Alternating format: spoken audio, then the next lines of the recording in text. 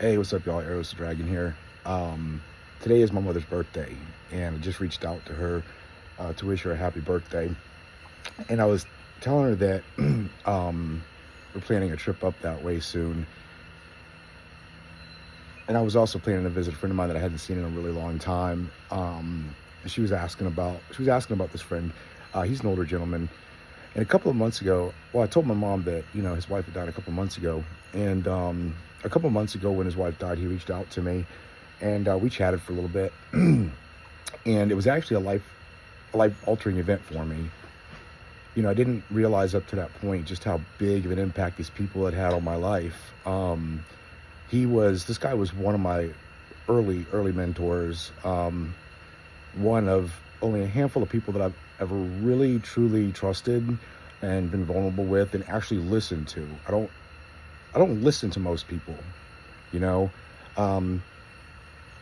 I've got my reasons for that. It is what it is. It's whatever. At any rate, finding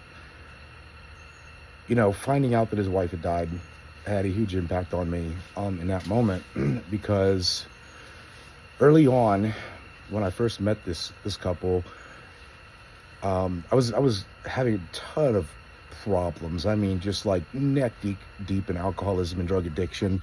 I was about 25 years old. I had built one hell of a life for myself and then pulled it all down in a matter of months, really. And they really helped me get through this really rough emotional period in my life and start to understand and see my value as a human being. And start to understand and see that what I was going through was not who I was, that where I had been did not define who I was.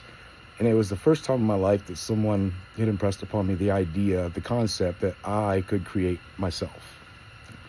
It didn't happen right away, but a couple of months ago, when he reached out to me and let me know that his wife had died, I sat in contemplation of what's really important. And to me, what's been important has changed so many times in my life. Back then, making money and buying things was what was most important to me.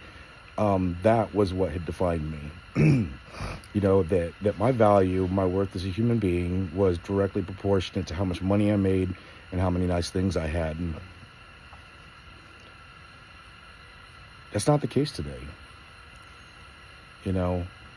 What I realized in that moment, speaking with this gentleman, was that the most important thing in this whole entire world to me was my relationships with the people that I love.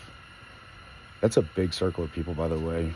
I really love a lot of people, but more particularly my partner, because he was telling me he felt like his life was over and he was just waiting to join her.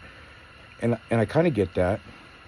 I haven't had that experience, but years ago, the fairy and I had gotten into a big argument, and I was really, really upset with her, and it was the first time that I had a fuck you thought with regards to her. And I sat and calmed myself, and I meditated, and in this meditation, I had a vision of her passing, such a very clear vision, years and years and years from now.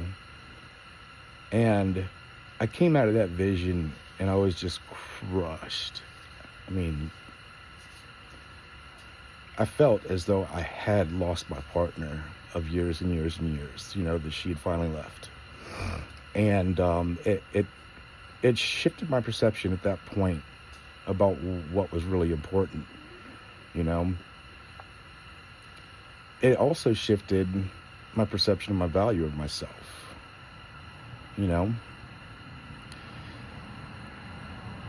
And here's what my friend taught me years ago that took some time to sink in. He said, if you make love, family, relationships more important than anything else, the magic that comes out of that will create the most beautiful life you could have ever imagined. And it took me some years to realize that, to really understand that. But I've definitely got to that point where I do understand it, and that magic is happening in my life. I focus my time and energy and attention on love, and creating and building and growing relationships with people around me, and the rest of this shit just follows suit, you know? Not to say that I haven't worked hard. I've definitely worked hard, but that is not what brings success into my world. What brings success into my world is focusing on the internal. Taking my personal value, taking your personal value, and separating it from all the things and seeing it for what it really is, you know?